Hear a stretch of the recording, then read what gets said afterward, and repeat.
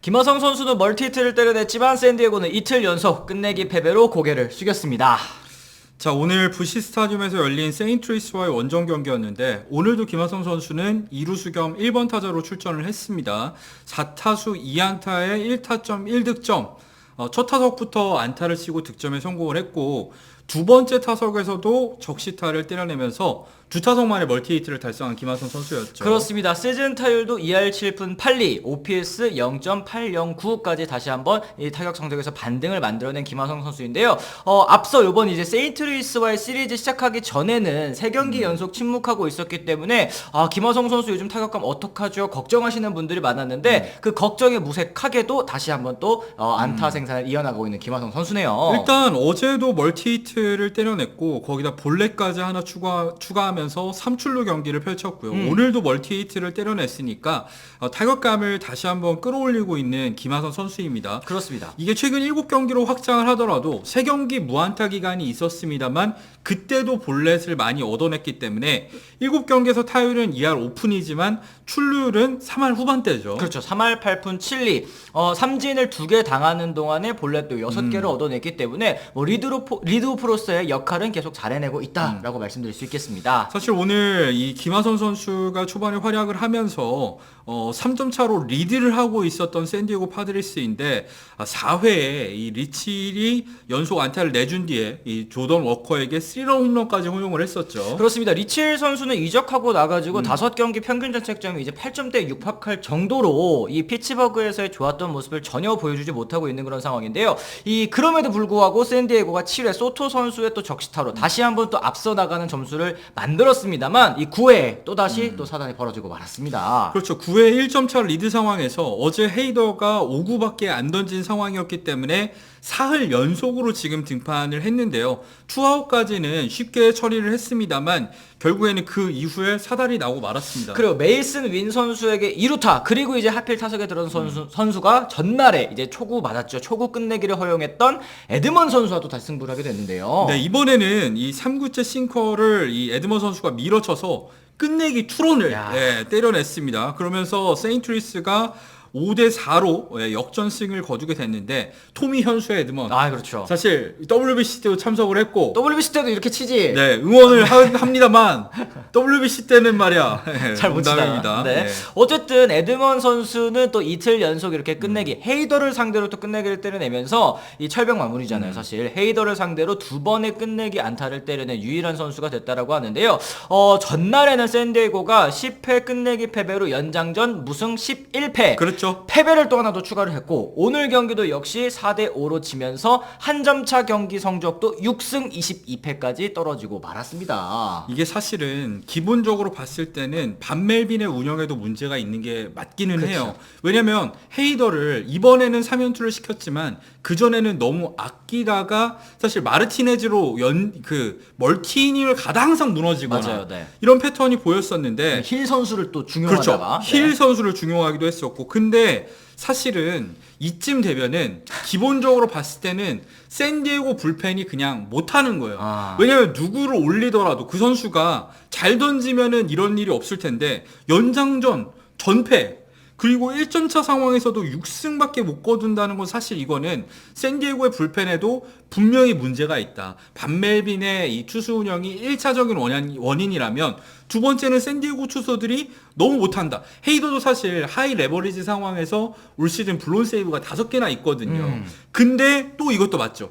운도 안 따르는 게 사실이다. 사실 잘 맞은 것도 정면으로 가면은 아웃이 되는 게 메이저리그인데 그렇죠. 샌디에고는 진짜 운이 없어도 너무 없기도 해요. 그러니까 사실 샌디에고 불펜 안 좋다 얘기를 하셨습니다만 샌디에고보다 사실은 성적이 더 안 좋은 불펜이 더 안 좋은 그런 팀들도 연장전 전패 혹은 이제 한 점차 승부에서 6승 22패 이런 기록을 쓰기는 참 어렵잖아요. 그렇죠. 이렇게 접전 상황에서 샌디에고가 약한 상황이다 보니까 득실차를 기반으로 한 기대 승률, 그러니까 피타고리안 승률을 보면은 샌디에고는 지금 73승에 61패를 하고 있어야 되는데 마이너스 11승을 한 62승에 72패를 하고 있습니다. 그러니까 만약에 기대 성적대로 73승을 거뒀다라고 이제 한다면 넉넉하게 지금 와일드카드 2위 필라델피아 이어서 2위를 달려가고 있어야 될 상황인데 이렇게 좀 흘리는 점수들 혹은 이제 아깝게 지는 경기들이 모이다 보니까 이게 또 마이너스 11승이라는 결과로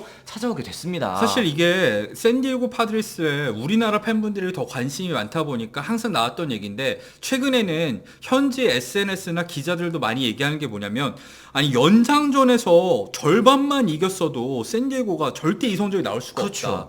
아니면 1점 차 상황에서 반타작만 했어도 지금 와일드카드 3위권이다. 이런 얘기가 나오고 있는데 참 어떻게 이렇게 답답한 야구를 하는지 지금 그랬을 때 팬그래프 기준으로 했을 때 포스트 시즌 진출 확률도 1.2%. 사실상 이제 거의 불가능하다고 봐야 될 것 같아요. 그렇습니다. 아니 그런데 샌디에고가 사실은 뭐 올 시즌에 돈을 안 쓴 팀도 아니고 뭐 오프 시즌 때 연장 계약도 연장 계약이고 많이 또 영입을 했는데도 불구하고 이런 성적이라는 게 더 답답할 것 같아요. 사실 뉴욕 매치 그리고 뉴욕 양키스에 이어서 페이롤 3위가 샌디에고 파드레스인 거 다들 알고 계실 네. 거예요. 올 시즌에 2억 5,200만 달러를 쓰고 있는데 이게 사치세 기준 그러니까 연평균 금액으로 계산을 했을 때는 2억 8,200만 달러. 이 사치세 기준선을 한참 초과했단 말이죠. 그렇죠. 그러면서 벌금도 3,140만 달러, 그 사치세 기준선을 넘어섰기 때문에 거기에 부과되는 벌금만 3천만 달러가 넘는 상황인데 성적은 지금 이렇게 바닥을 치고 있으니 참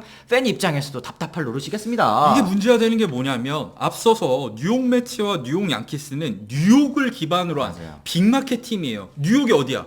미국 최대 도시잖아요. 사실 양키스가 매치보다 인기가 많지만 매치도 어쨌든 뉴욕이라는 데를 기반으로 하고 있기 때문에 관중 수입이 많아. 그렇죠. 근데 샌디에고 파드레스 같은 경우에는 광역권을 다 합쳐도 인구가 300만 명이 안 돼요. 사실 뭐 부자들이 많이 사는 동네이긴 합니다만 여기서 돈을 무리하게 쓰고 있다는 건 분명히 사실인데 전혀 그 돈값을 못 해주고 있다는 거죠. 맞습니다. 어쨌든 샌디에고는 트레이드 데드라인 때도 스넬과 헤이더 선수를 팔기보다는 이 최지만, 힐, 쿠퍼, 바로우 등 투수진과 타선을 이제 동시에 보강하는 모습이 있었는데 현재까지는 이 쿠퍼 선수 말고는 아쉽게 또 크게 도움이 된 영입도 없었던 것 같습니다. 네. 데드라인 이후에 10승 17패니까 오히려 전반기보다 성적이 안 좋아졌다고 할 수 있겠고요. 그랬을 때는 일반적인 예상은 네. 이랬을 때 겨울에 좀 이제 큰 변화가 있지 않을까. 누구 내보내고 뭐 그쵸? 트레이드 또 하고 이러면서 좀 이제 거품을 빼려는 이 로스터의 거품을 빼려는 노력을 하지 않을까 이런 생각을 하는 게 이제 일반인들의 그렇죠. 생각인데 그리고 이게 일반인뿐만이 아니라 전문가들도 스넬이랑 헤이더랑 결별하고. 이제 올 시즌 마치면 FA가 되니까 결별을 하고 몸집 줄이기에 나서지 않을까? 그쵸. 소토도 이제 연장 계약, 우리가 지금 연장 계약이 얼마나 쌓였는데, 소토 이제 트레이드 해가지고 어느 정도 유망주를 좀 받고 오고, 페이로도 좀 덜어내자, 뭐 이런 생각이 보통의 정상이에요. 전문가인데. 상현 씨가 이렇게 썼거든요. 하지만 제 생각은 달라요. 왜냐면 우리가 김하성 선수가 메이저리그 진출했을 때 샌디에고 갈 거라고 생각한 사람 거의 없었습니다. 왜냐? 타티스랑 마차도가 했는데 뭔 그래. 샌디에고로 가요. 그리고 나서 또 생각을 해보자고요. 지난 겨울에 보가치를 샌디에고가 이 내야가 풍부한 샌디에고가 보가치 살 줄 알았어요? 타티스도 돌아오고 김하성도 유격수를 자리 잡았는데 뭔 보가치를 사요. 근데 샀죠. 그랬을 때 우리가 그 위대한 AJ 프렐러 이 매드맨이잖아 별명이. 미친 사람이란 말이야. 이 사람의 머릿속을 우리가 예측할 수 없는 거고 네. 세들러 구단주 그래 구단주 치고는 그렇게까지 돈이 엄청 많은 사람은 아니지만 이 사람이 그동안 썼던 돈을 생각했을 때는 무슨 일이 일어날지 모른다. 저는 후안 소토 연장 계약 가능성 오히려 있을 수도 있다고 봐요. 미치겠다. 김하성 선수도 묶을 수도 있어. 그냥 별 생각 없어. 뒷일은 몰라. 합리적인 그런 거 모르겠어. 네. 그냥 할 수도 있다. 헤이더, 스넬 다 살 수도 있지. 야, 무섭다. 다르비슈랑 6년 연장 계약을 했는데 그렇습니다. 참 이런 걸 생각해 보면 샌디에고 파드레스는 운도 없고 안 풀리는 것도 안 풀리는 건데 이 운영 자체가 조금 비효율적인 게 결국에는 성적에도 영향을 미치지 않나 이런 생각까지 하게 됩니다. 그렇습니다. 결국에는 이제 그동안 좀 전체적으로 구단 역사를 전체적으로 봤을 때는 좀 비인기 구단, 좀 이제 중심에서 멀어져 있었던 구단이 최근에는 또 이제 인기 구단으로 그건 맞지. 발돋움했잖아요. 이제 빅네임 스타들을 영입을 하면서 구단 가치도 또 이제 많이 키울 수 있는 그런 계기가 되었는데 앞으로 좀 더 내실 있는 운영을 해야 이게 좀 장기적으로 유지가 될 수 있지 않을까. 그래요. 이 정도의 생각은 좀 할 수 있을 것 같습니다.